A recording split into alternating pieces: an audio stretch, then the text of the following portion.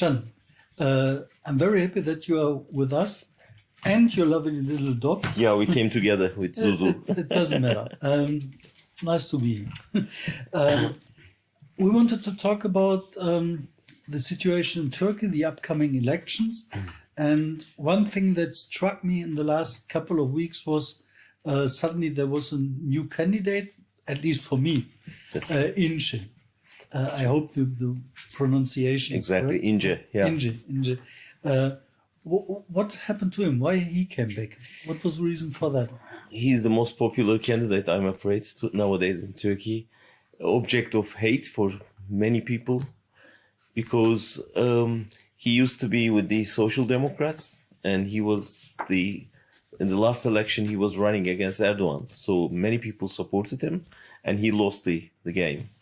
And then he thought that he lost because of the party and he left the party and he created his own party. And now he decided to run again, thinking that he got this votes against Erdoğan thanks to his personal charisma, which was a wrong decision because it was because of the party backing him. And all of a sudden he has become again popular. But it's a very tight race, you know, it's almost head to head. And that's why if he gets something like 5% even, it would affect the elections results. That's why many people trying to get him out or trying to convince him to get out, but he's insisting. And this is really a very dangerous situation. If the election result is something like 45 against 45 and he's got something like 6%, then many people would get crazy because of him. But I mean, the last results or the last polls I saw, there was still the candidate Ben Kemal was leading, exactly, but strongly leading by almost 10% or something like that. Yeah. And for Ince, the percentage was more or less like 3%. Yeah. So is it more a fear that we see, or is it real fear that it's... It's a real fear. Most of the opinion polls, like Kemal Kılıçdaroğlu is running ahead. But for some people, mostly close to the government, researchers, public opinion polls showing kind of, head-to-head between the two. That's why we cannot be sure about this. That's why his vote will be very important. At the same time, we have still 33 days to go now. So nobody knows what Erdoğan is preparing for the coming month. So he will do something because, I mean, most probably he is also seeing those results of the researchers. That's why he will do his best to stay in power again. That's the scary part. Normally, he was more active in politics, but for the last couple of weeks, he was silent. And this silence is dangerous, you know. Everybody is expecting what kind of a step, you know, he will take. And most people start thinking about the election day. And some of us, including me, I'm afraid, expecting a kind of Trump-like action from him at the election night. You remember, I mean, in the election night, he called his supporters, Trump called his supporters to, you know, intervene in the elections, and they raided the parliament, the Congress. So if he's planning to do something like this, that would be very dangerous. Or Bolsonaro did the same thing in Brazil, you know. In the end, they left the country. I mean, they left power, but it was really destructive. And if Erdoğan would do the same, that would be really dangerous. Yeah, but when we talk about what Erdoğan is doing, I think, for me at least, it's most interesting that nothing what he seems to do, or when he did his tricks, seems to not working. No, it just didn't work. People don't turn any attention to it, and it's how is it coming that way? You're right. Yeah, I mean, it didn't work. He tried several things. In fact, he doesn't have a lot to do. He played all his cards so far. You know, he tried to distribute some money. He published some money. Didn't work. Then there was this funny thing when he threw presents in the Oh yeah, crowd. exactly. Yeah, you saw this footage, right? I The can videos. explain. Yeah, he was throwing some toys to the people, the children, and distributing money to the kids. I mean, getting ugly, you know, and people really hate that. And I guess he doesn't know what to do. Really, he played all his cards, and the only thing is, you know, using the force, police force or army. I mean, at that election day, or stealing the ballot boxes or something. Otherwise, what I know is he's preparing kind of a big campaign for housing in the earthquake areas. He will promise housing because people in need of it. And lastly, nowadays the talk of the town is a kind of amnesty for some prisoners. There are a lot of prisoners, as you know, and he would get them, some of them at least, out, not the political ones, but, you know, ordinary prisoners. That may, you know, help to get some votes from their families, but I don't think that would save his political career. What is interesting, that is also a story that you are working on, that is the extradition program where he kidnaps people abroad and brings them home. Does something like this change anything for his political power? Or no, it was more like a threat for the opponents. I mean, the slogan of the government is, "We can find you wherever you are in the earth, so we can bring you back to Turkey." And it worked. Corrective made a story out of it, yeah, 5-6 years ago. So they were kidnapping people, his opponents, from Africa, from old Soviet republics, etc.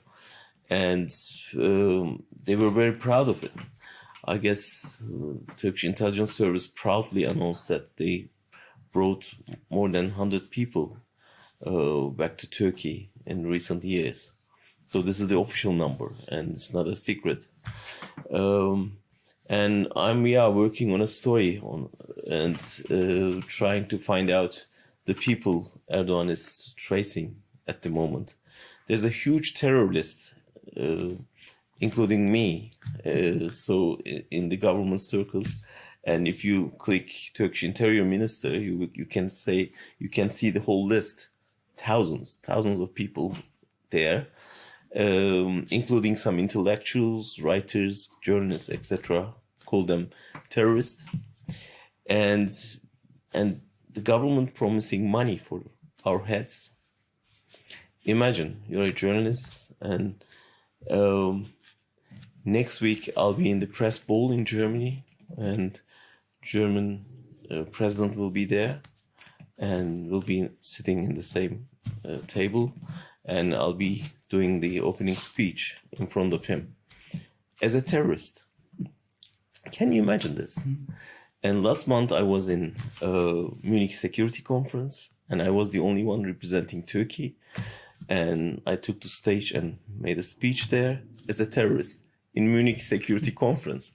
And that shows us how funny all those things are, you know. So that's why nobody believed that in this list everybody is terrorist.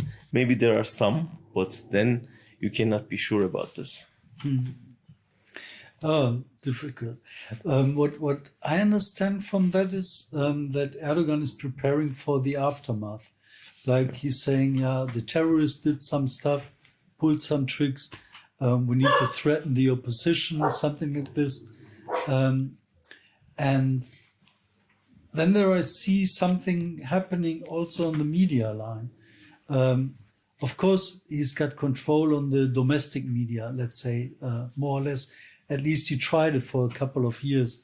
Özgür is still online. But now something is happening to Deutsche Welle and Voice of America. Can you explain what is going on? Exactly.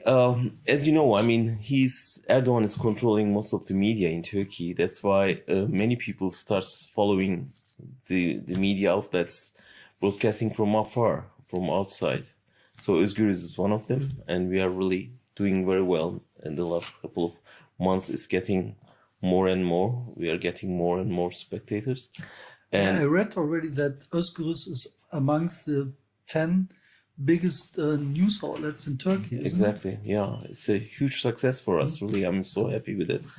But unfortunately, this is partly because of the failure of Turkish media in Turkey. Exactly, I mean, we are really proud of it.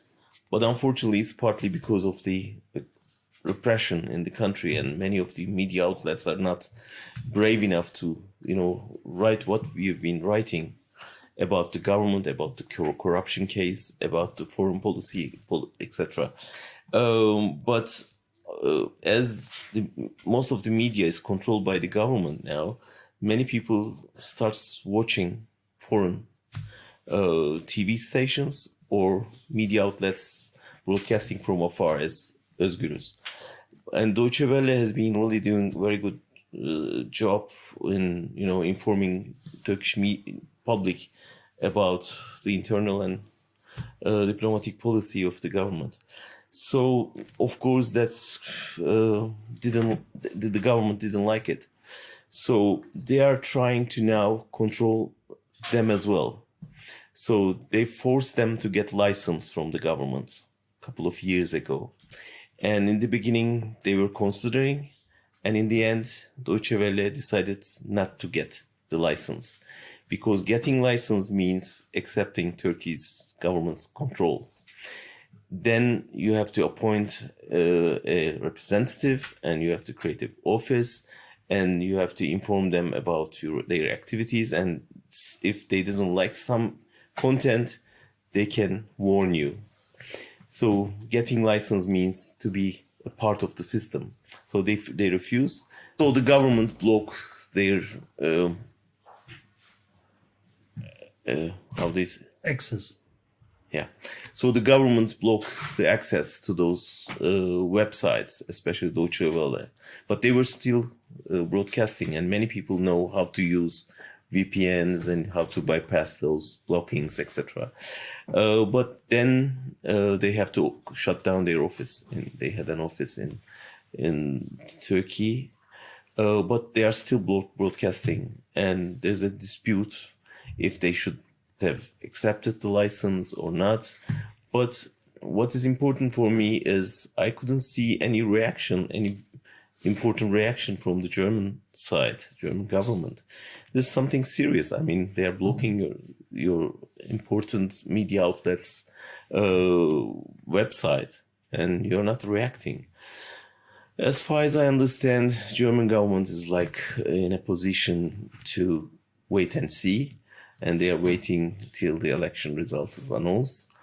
But it would be so late. I mean, if Turkey gets rid of Erdoğan, then of course everybody would start talking about it. But this is the right time to speak up and, show your courage and defend the freedom of the press. And tomorrow would be so late, maybe. That's really interesting. I mean, there are a lot of cultural dependencies between Germany and Turkey, a lot of political dependencies between the two countries. And it seems that everybody is hiding in the shadows. It's like disappearing. Yeah. Is it because they have fear of Erdoğan, or what is the reason? I guess this is important. I mean, they are a bit scared that Erdoğan can do something.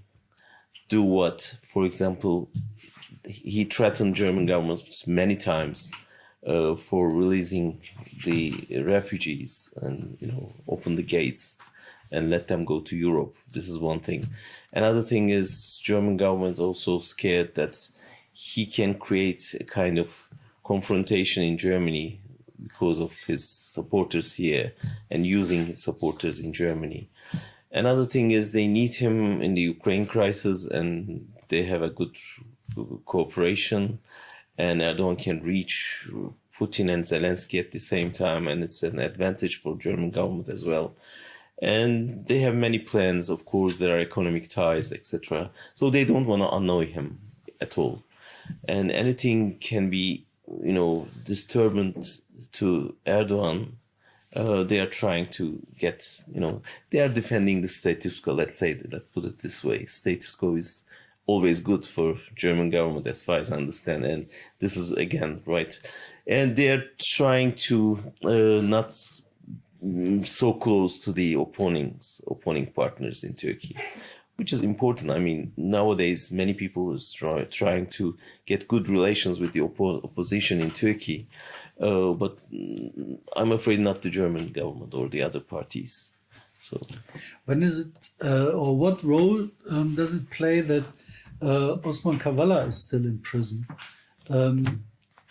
This is really horrible. I mean, after almost 6 years now, he's been in jail without any reason, and there's a decision by the European Court of Human Rights.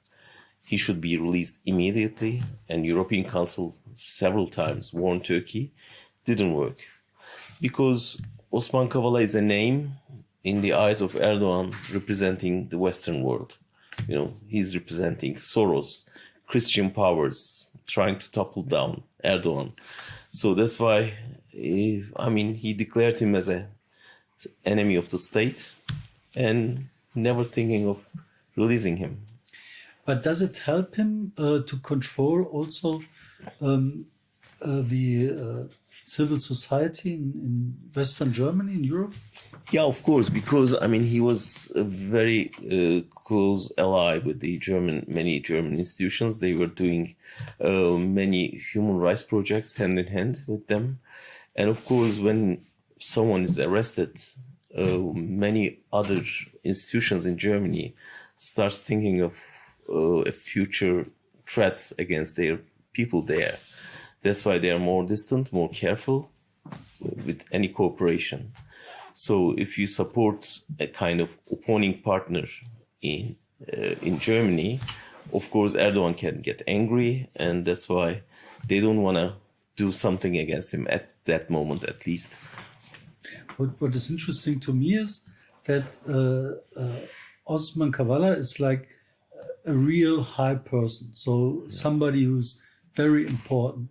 And when Erdogan decided to get him into prison, he showed everybody else, you better shut up. Exactly. And so all the big institutions we know of who are very proud of human rights work or political, educational work or whatsoever, they just shut up. Exactly. And it's not about, okay, maybe some Turkish guy will go to prison. It's like they have fear that, okay, our CEO is going to prison or something. Exactly. Erdoğan did the same for the media. If you arrest a journalist, it sends a message to the other journalists. So look at him. If you write the same kind of stuff, you'll be in jail too. So that promotes self-censorship. And it worked very well so far. Do you think of a way how this could be changed? Only way elections. Everybody fixed at the moment for the 14th of May. So hopefully that day, Turkey's destiny will change. Let me talk about the elections in Germany. There is also the option for Turkish people here in Germany to vote. Yeah. And there's also a kind of election campaign here in Germany. And there were demands or political demands that AKP politicians should not be allowed to campaign in Germany. What do you think of that?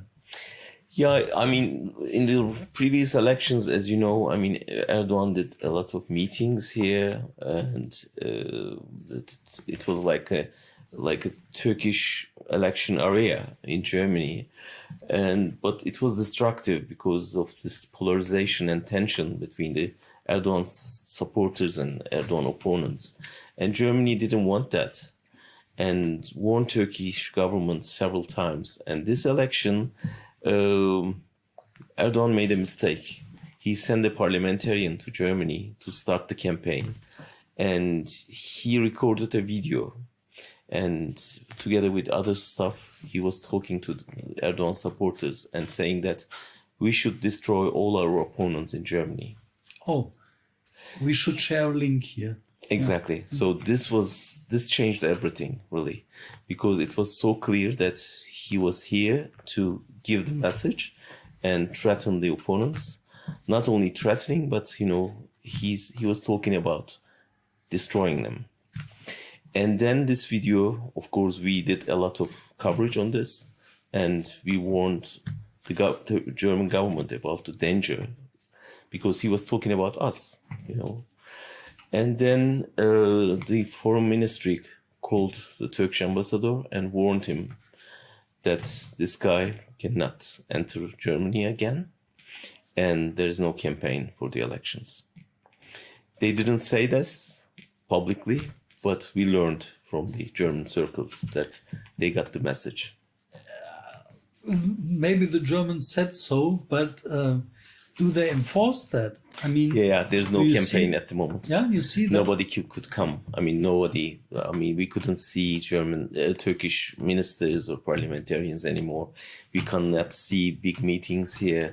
So I guess Turkish government agreed that, okay, make a deal and we don't get into this again. This is kind of big news, I guess, isn't it? As far as I talked to some diplomats from the foreign ministry, and they said, we don't want any kind of tension in Germany this time, because last years they had a lot of troubles with AKP people. And same with the opponents. I don't see any big meetings yet. And I guess there's a common understanding, especially among Germans, that Turkish community here supported Erdoğan mostly. And I guess this election, that would also change. That will change radically. Because it was a kind of, there was a misunderstanding in this. Yeah, there are people voting for Erdoğan. And in some cities like Essen, they are getting something like 70%, 65% Erdoğan's party.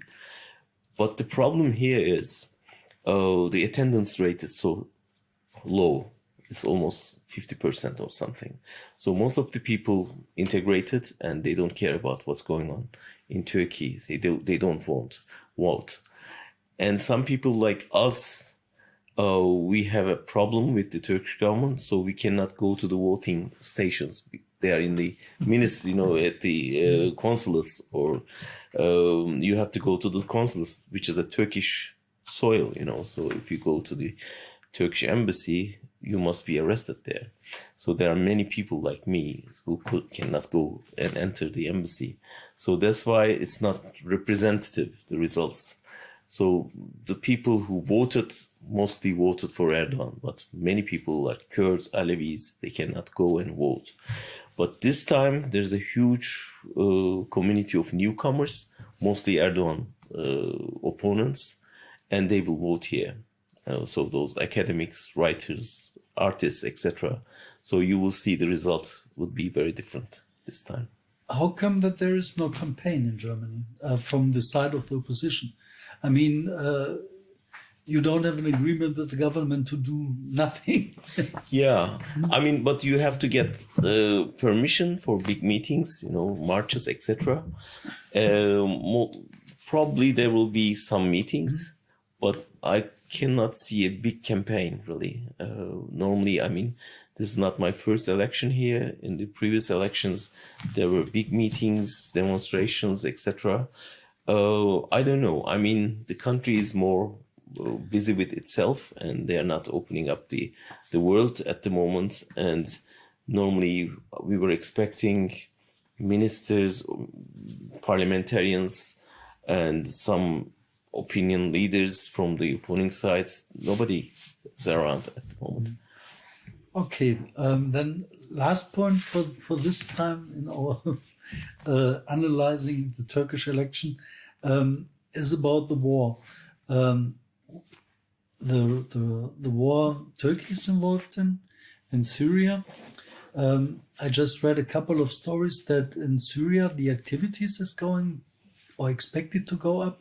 What have you seen there? Is there something that Erdogan is steering up new conflicts, or? This is the exploiting old ones? expectation. I mean, this is the fear, but I don't see yet a big movement in there.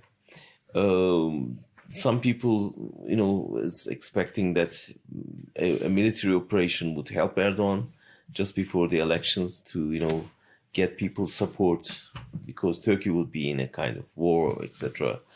But at the moment, the situation is so tense because Russia is there. He needs Russia's permission, and US is, of course, should let Erdoğan do this operation against the Kurds, which were supported by the US, etc. So he is kind of cornered, and if he wants to do something against the regime, Putin is there. If he wants to do something against the Kurds, White House is there. So his area of maneuver is really very limited. So I guess, and he doesn't have enough money for this. And imagine after a huge earthquake in the region, how can you make a military operation in there? So maybe it was in the beginning, that was the plan, but it didn't work. So at the moment, he has no escape, really. What about the economy? Last elections, it was a lot of talks about the economic decrease. Things went worse. There were the tourist industry was weak. There was a lot of trouble with building and stuff. The inflation was high. What is about this? Is the situation now better for Turkey in this? Yeah, not at all. On the contrary. Imagine in Germany, you are talking about an inflation rate of 8% and people are really getting crazy. And in Turkey, we are talking about 110% Oh, of inflation. that's huge. The official number is 70, and of course, and many experts thinking that they are hiding the real number. But I mean, you cannot hide it. Whenever you go to market, you can easily see it. And really, people are starving. And the number of the people starving in millions, we are talking about millions. So economically, Erdoğan already lost this game. We are more concerned now about the future government because they will get faced with a ruin and people's expectations are so high and there's no budget anymore. And how come the new government can deal with it, cope with it? And I hope Europe would help them, after the elections. If they won the elections, they would need a real big economic support. 70%, that's This is the official a number. huge task. And I mean, there's half of the country is more or less damaged. Yeah. Oh, Yeah, I mean, this is the ruin we are talking about. So this is the Turkey Erdoğan would deliver to the others. Yeah. I mean, this is the result of 20 years of destruction, unfortunately. So hopefully many people are now packing their bags to go back and help the countries recover. But I think what is really interesting is this idea of preparing right now for the aftermath. I mean, of course, there's a lot of damage done. On the other hand, there's a huge educated country, a lot of people with a lot of knowledge that can come back or are already there. I hope so. The brain drain is so huge that we don't know how many of them will go back. What do you think of coming back? I mean, a lot of people made now here the future. Are they coming back? I'm asking this question every one of them, meeting here, we are meeting them.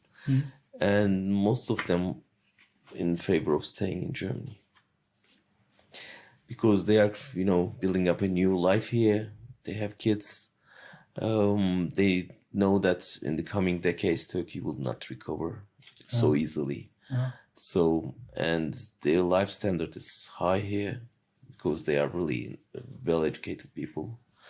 And they're a bit, broken by the country, really. So they don't have good feelings about the country. They suffered a lot. And I'm afraid we need a new generation the last one is gone. Okay, usually I want to end with something happy and fun. Some hope, but it's like, Unfortunately, not this time. unfortunately, yeah. Okay, Can, thank you very much. When is your film ready?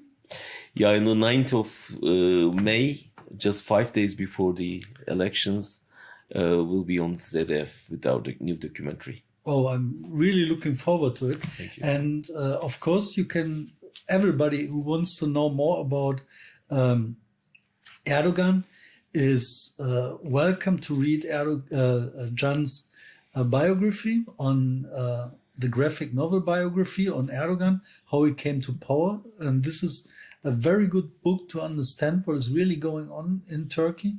The artist who drew it was Anwar, really a very talented guy, great guy. And this book is really good and I recommend it to everybody. And we will start a campaign for it also in Turkey. Yeah.